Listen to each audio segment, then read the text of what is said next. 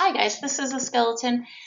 This section is mostly the skull, and I deleted a bunch of pictures to make it shorter, but the original one will have like a bunch more, like it's repeated pictures. So anyway, okay, so this is looking at the skeleton, the anatomy of the skeleton, learning some of the bones in the skull. Oops, I just skipped a slide. Shoot, I cannot go back. Okay, so I don't know what that said, but the axial skeleton has 80 bones. Remember, axial is skull, vertebral column, and thoracic cage. And then the appendicular skeleton are your limbs. And so there's three functions. It makes the axis of your body, so that's how you can remember the term. And it helps support your head, neck, and trunk. And then it also protects your brain and then your heart and lungs. Okay, so there it is. The green is the axial.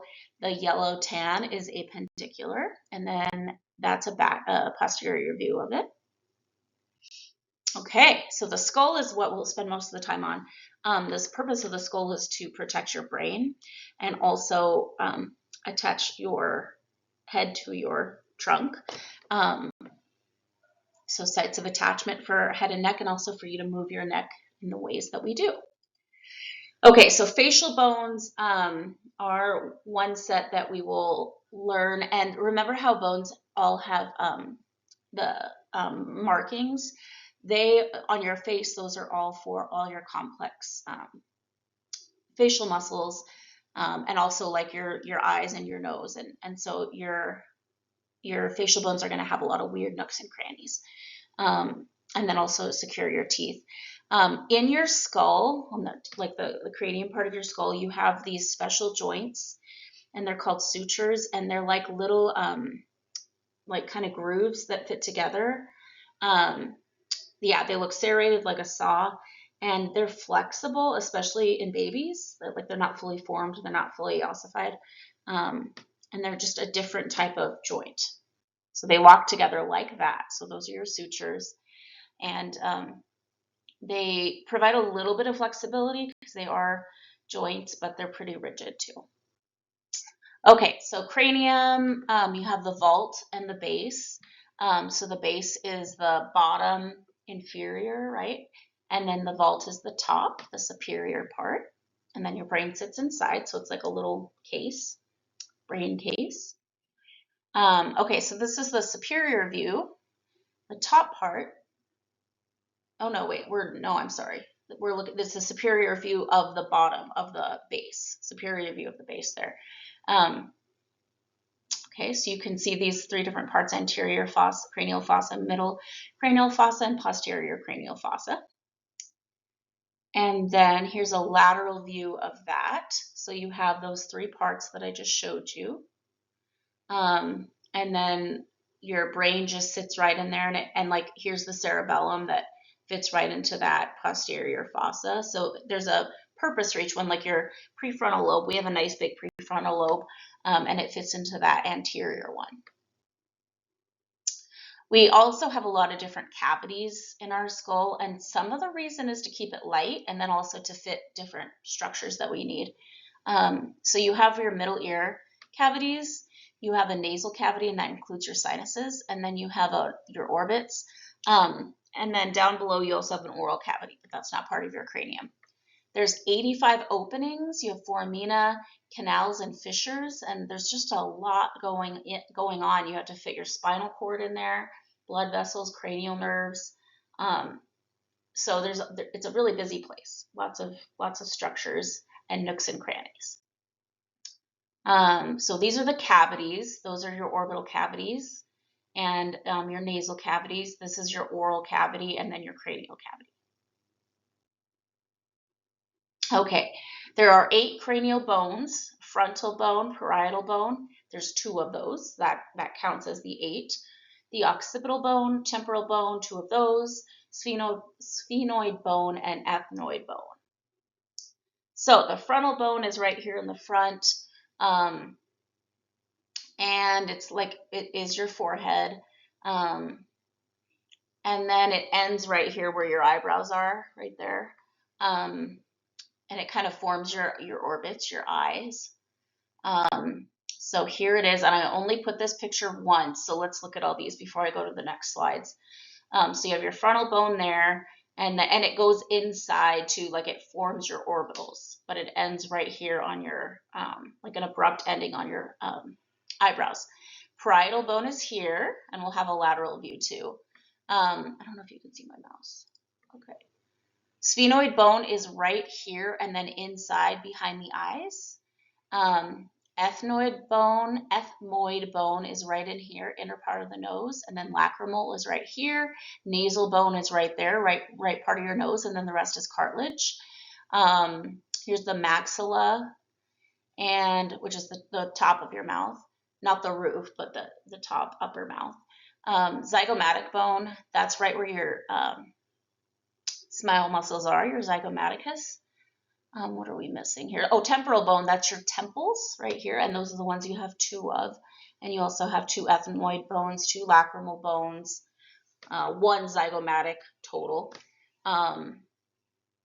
Okay, maxilla I said, and then mandible is the bottom part, and you have these odd little holes here, mental formant, and there's also a strange structure here that makes them, like, attaches to the muscles to give you facial expressions in your chin, which is kind of cool. And then the vomer is right here. That's the, like, forms the septum between your nasal cavity, and then you have an inferior nasal concha. And let's see what else. Optic canal for the optic nerve. So I think that's probably about it. And then here's the superior view. So we saw this before. These are the three regions that we saw before, but this is showing some other bones. So you have sphenoid in here. So we're looking down, inferior direction, right? So this is where your spinal cord is. Parietal bone is here, so the top of it was on the other view. And then this is the occipital bone, and that's where your cerebellum sits, the back of your head right here. And then that's the anterior cranial fossa, which we saw. And then this is part of your frontal bone. So the eyes sit right around here. Okay, so you can see where that that transverse cut is. Okay, so same thing, but this is real. So there you go, and your cerebellum sits right there. And your eyes are here, like above. Okay, so parietal, so superior and lateral aspects of the cranial vault. You have some different sutures that connect to the parietal, like kind of like borders of countries, right? So between the parietal and frontal, you have the coronal suture. And then between the right and left parietal, because they're split in half there, right in the middle, there's the sagittal suture. And then the lamboid is between the occipital in the back there and the parietal. And then you've got the side ones, the parietal and the temporal. So that's the squamous suture. So there they are. You can see, it doesn't show the sagittal one, but you can see some of those different sutures that we saw before. Okay, oh, there. So we have between the occipital and parietal there, the lamboid. Here's the sagittal that splits the two halves. Yeah. So anyway, that's the parietal and how it interfaces with the other ones. Here is a lateral view, and this forms your ear. This is the bone that forms your ear. Your middle and inner ear have a lot of skull protection, which is kind of cool.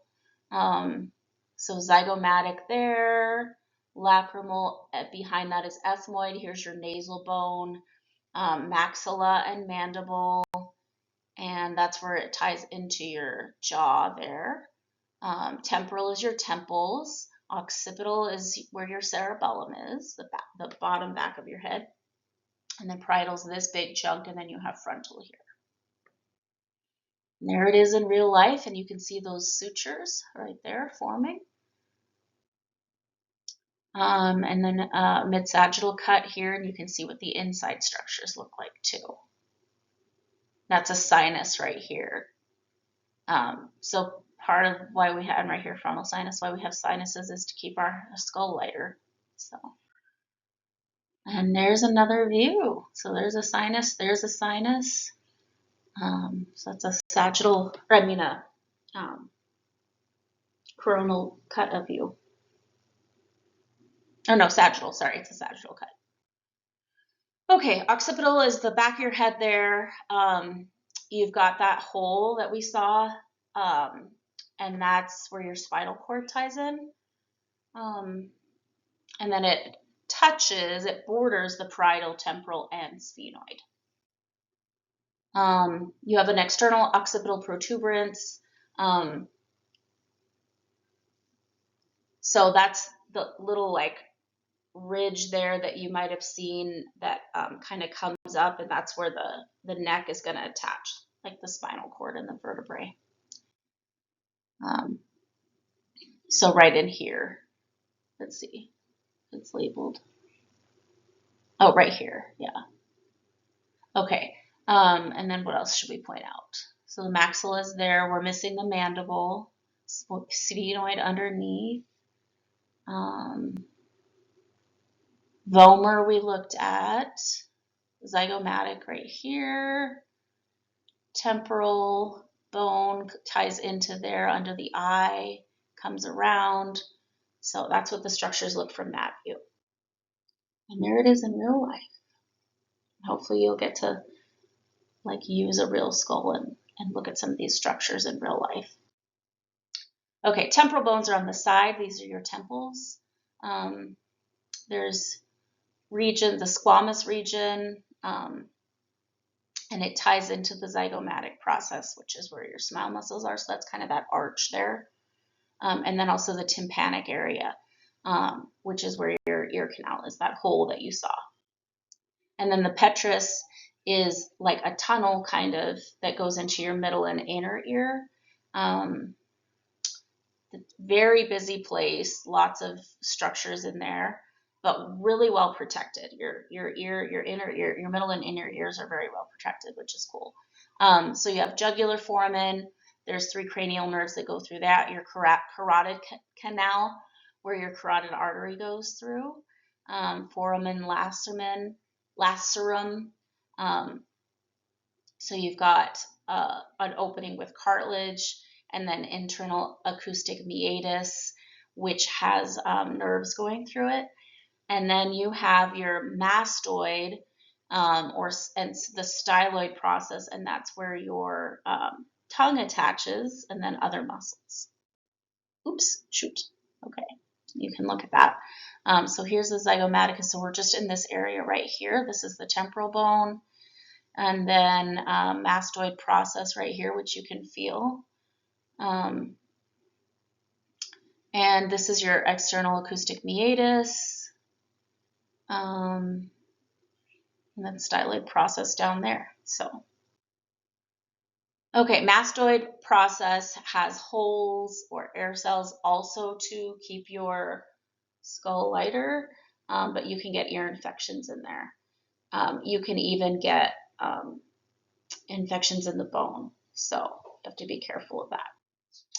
Okay, sphenoid bone is bat-shaped. It's a really important bone. It forms the sphenoidal sinuses, which we saw before. Okay, and it's got greater wings, lesser wings, and pterygoid processes. It's a busy place too, so it has optic canals where the nerves come off of the eye, and the optic nerve goes back to the brain. It's got an orbital fissure in there to allow the nerve to go through. It's got passageways for cranial nerves, arteries, very busy place. Okay, good, I didn't go too far. So we're into here. We've seen this view before.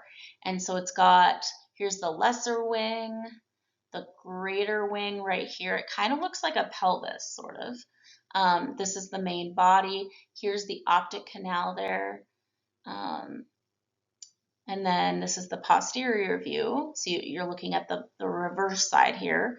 Here's the body of the sphenoid, pterygoid process right there. So that's what that structure looks like underneath inside your skull. Okay, ethmoid bone is the deepest skull bone, it forms the very top of the nasal cavity. We've seen this one too. We saw a picture of this. It attaches, it's a spot, there is a spot where the brain's dura mater attaches. You've got, like, it forms part of the sinuses, the ethmoidal air cells, and then it's also got orbital plates. So let's look at it. Okay, so it's right in there, kind of a weird alien-like structure. Very strange looking, right? So this is the perpendicular piece. There's two masses, there's a mass on each side. These are little air cells. So yeah, and then it's got the orbital part where it ties into the eye, back of the nose. So that's what you're looking at there. Okay, sutural bones. So these are little bones that are in sutures that some people have, but not everyone. Everyone's sutures look a little different. So, and okay, now let's do facial bones. So there's 14 bones in the face, 12 are paired, 2 are not. So the mandible here, and the vomer is single, but the rest are paired. So you can see the numbers there. So let's find them. Oh, maybe not. So mandible is largest, largest and strongest bone of the face. It's the one that actually moves and articulates. Let's see. So you have the point of insertion, and then that's the coronoid process, and then condylar process posterior to coronoid, and it forms the temporomandibular joint where you can have, like, what's it called? That clicking, I can't remember what it's called. TMJ, right? Okay, and then you have the spaces like sockets for your teeth there in your mandible. You've got little holes for your nerves and blood vessels. Okay, there we go. So there's a mental foramen there for blood vessels. Let me see. This is where it articulates right into the skull, and that's where you can get TMJ. So that's a temporomandibular joint right there. And then you can see the sockets where the teeth are. Okay, maxillary bones are the upper part of your jaw. You have a lot of busy stuff in there too. So anterior nasal spine is right below the nose. Palatine process makes up your hard palate, which is in the front of your mouth. Frontal process is at the bridge of your nose. You have a zygomatic process, which connects to the zygomatic bones, which we've seen, and then maxillary sinuses too. And there's some openings also for nerves and blood vessels. So here we are, that's your maxilla. Here is the zygomatic process where it's going to tie into the zygomaticus right here. This ties into your frontal bone right there. You have these little foramens. And then this is the little spine that, like, makes that little spot right here in your nose. And then these alveolar processes where the teeth tie in. Okay, zygomatic bones are your cheekbones. We said that. Then you have the nasal bones and the lacrimal bones, which I think we've identified all of those already. Palatine bones, I think I pointed out, and then the vomer is right inside there, inside your nose.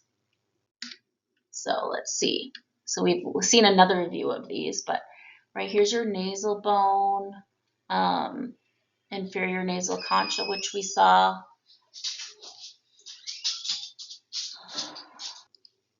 Okay, back here you see the sphenoid bone too, with that weird structure there in the back of the nose.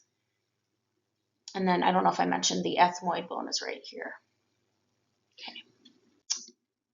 Let's see, what do we got here? Palatine right here, and then this makes your hard palate right here, so you can feel that with your tongue, your hard palate on the top of your mouth. And then right here's your vomer bone, and that forms the septum. So the last picture didn't show the vomer because it wasn't showing the septum, which is the wall that separates your two nasal passages. Okay, and then inferior nasal concha. Looks like a shell, kind of weird shell, but we saw that.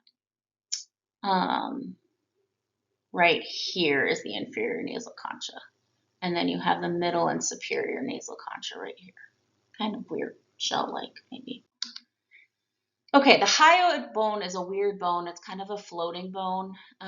It's not a skull bone, but it is in your like neck, so that's why it's here. That's why we're talking about it.